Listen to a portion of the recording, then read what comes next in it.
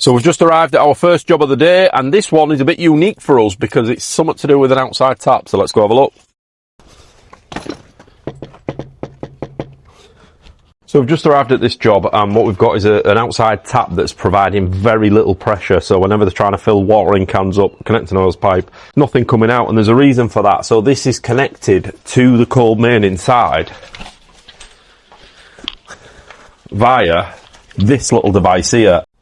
So that little hole here is what the water's trying to pass through. So obviously it's just a small little borehole, and it's trying to push water through that to the outside tap, so it's always going to be restricted. So what we've done is hard piped a new outside tap that goes straight into the wall, so there's no exposed copper. That goes straight through into the underneath the sink and pipes in hard piped. Let's go on to the next one. So we've just finished the outside tap job. What I'm going to do is go on my software, start job for the next customer, and that is going to notify the client that I'm on my way. Look at that. So that'll tell the customer that I'm on my way, and we'll get around there. Let's go. So this job we've got to do is to disconnect a gas pipe, and that's all we've got. So we've got no idea what we've got to do, but let's go have a look.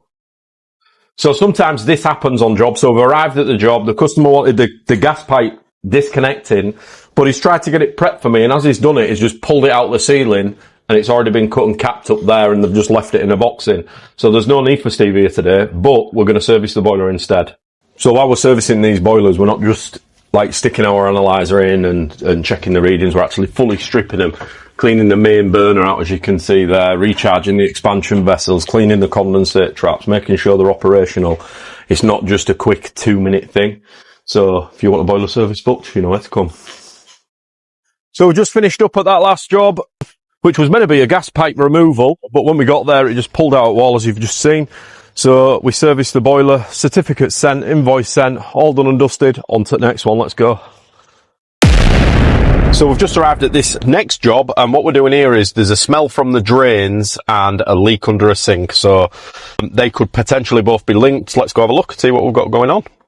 So that job, we've just been to, knocked on the door, they got a text message when we was on our way, but we can't get in. It's a block of flats and the buzzer's not working, the customer's not answering the phone.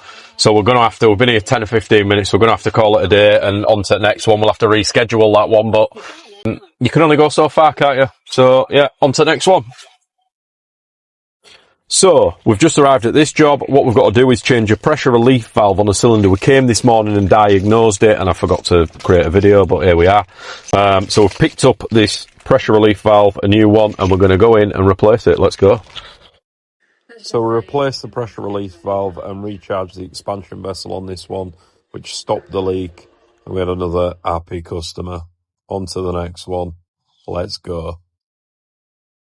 So this job we've got is a right-hand block on an Ideal Logic. Now this boiler is 11 years old. I've never seen one of these go on an Ideal Logic yet. So it's a really uncommon thing to happen. And everybody always goes on about Worcester's splitting on the composite block. Well, it's happened on this one as well. So it does happen. So we're going to go get this changed. It's a new job to me. I haven't really done one before, I don't think. So let's get in there and have a look. So this is the part that we've had to change. I've never done one of these before, and it's a perfect example of you just have to deal sometimes with what we come across. So this is a right-hand composite block on a Ideal Logic boiler. And inside here, that's that bit that you can see there, and it had actually cracked here and was spraying up onto the back of the case, and there was water everywhere. So we've come in, changed this part. I've never seen one go before, so it's uncommon for it to happen. Have any of you, see if you're an engineer out there, have you had to change many of these? It's not something that's common for me, but yeah, all done, filled up. We're about to fire the boiler and then on to the next one. So we've just arrived at our last job of the day, and we are swapping a washing machine, dishwasher, and putting a washing machine outside. Let's go. So we've just installed a dishwasher in the kitchen. That's done. So there was a washing machine here that we've put outside, fed the pipes through the wall externally, and we've got an external drain here in this conservatory. So we've got that washing machine ready for electrics, all plumbed in and ready.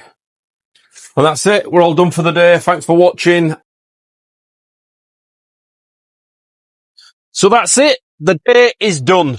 We've had all sorts of different jobs today. It's been a bit of a weird day because we don't normally do plumbing jobs, yet we've had loads of plumbing jobs today. So it's been good sharing it with you. There was a couple in there that we forgot to create some content on, so we'd actually done a few more jobs than what you've seen. But if you need any heating work doing, plumbing work doing, let me know. I'm Steve. I'm the Boiler Doctor.